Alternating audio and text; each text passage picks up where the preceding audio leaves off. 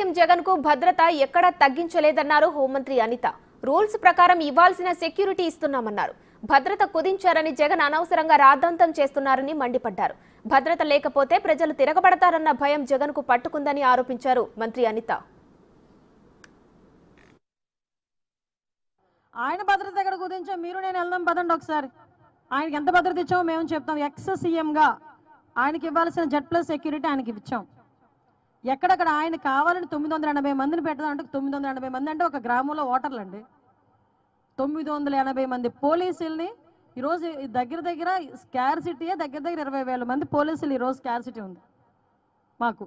అందులో 980 మందిని ఒక క్యాండిడేట్కి మేము రక్షణకి పంపించాలి. దేనికి రక్షణ? ఈరోజు ఆయన దేనికి భయపడుతున్నాడు అంటే నాకు ఎక్కడో చిన్న డౌట్ కొడుతుంది. ఏంటంటే ఈయన అప్పుడు పోలీసులను అడ్డం పెట్టుకొని పరదాలు కట్టుకొని చెట్లు నరికించేసుకొని ఆ భద్రతా వలయంలో తిరగడం అలవాటు అయిపోయింది.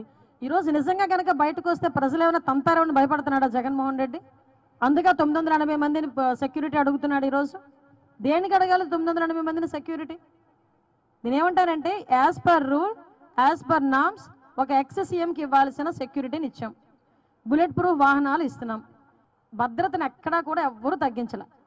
ఆయన ఫీల్ అయిపోతున్నాడు. చుట్టూ కనిపించకపోయేసరికి పోలీసులు కనిపించకపోయేసరికి ఆయన ఫీల్ అవుతున్నాడు అలా అంతే.